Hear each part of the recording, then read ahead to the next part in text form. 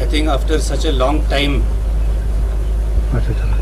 we have reached a situation where peace and tranquility prevails, where people are able and in a position to pursue their dreams and their aspirations. So my message to not only the youth but to everyone would be that it is only if we have peace and tranquility can there be development. And only if there is development will we be able to all prosper together. And therefore we should shun this path of violence. It does not get you anywhere. You just have to see outside how the world has moved on, how India has moved on. And therefore embrace the future. And the world over, the future lies in shunning violence. And if we do that, it will only hasten the process of ushering a new era of development and prosperity in the state. Yes, well, COVID is another kind of a war. It's another kind of a war that the entire country is fighting. And I don't think there's any single family which has not been affected by COVID. And therefore it is our responsibility as the armed forces of the nation in this hour of need to do whatever we can for the help of our citizens. After all, if we are there for you all, for the people of the country. And therefore we have left no stone unturned, we have spared no resources to help out in this hour of need. We have established various hospitals in not only the metros but in other areas also.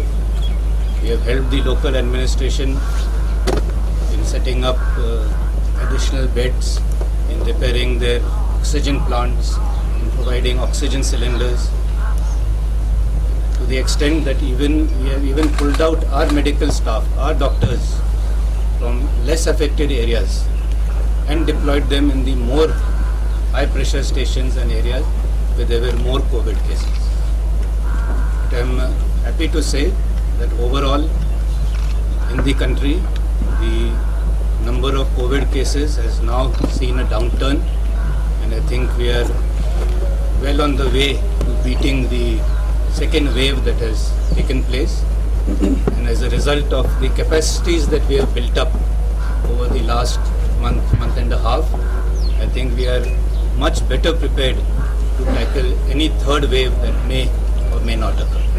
Sir, as you know that sea of agreement between India and Pakistan is between all its 100 days, how do you read the situation along the line of control and seeing the behavior of Pakistan in 100 days? Should we trust them, or what more do you expect from them? Well, as you know, we had entered into this understanding with Pakistan in the end of February to observe a ceasefire along the line of control. The ceasefire as of now is holding, and the responsibility, I would say the onus of making sure that the ceasefire holds is squarely on Pakistan. We are willing to observe the ceasefire as long as they do so. But while the ceasefire is on, the other activities that they are indulging in, that is the terror infrastructure which is there on the other side of the LC, the terrorist camps, the terrorists, that continues.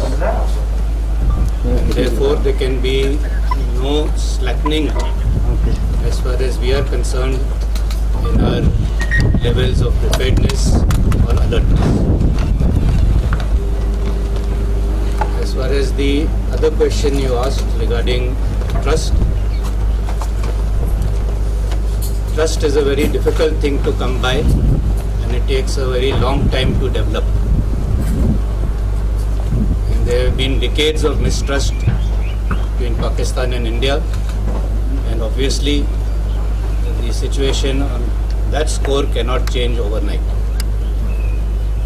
However, if the ceasefire continues, if the continue to observe the ceasefire in letter and spirit, if they stop and desist from trying to push terrorists across and foment trouble in India, then all these small steps will definitely go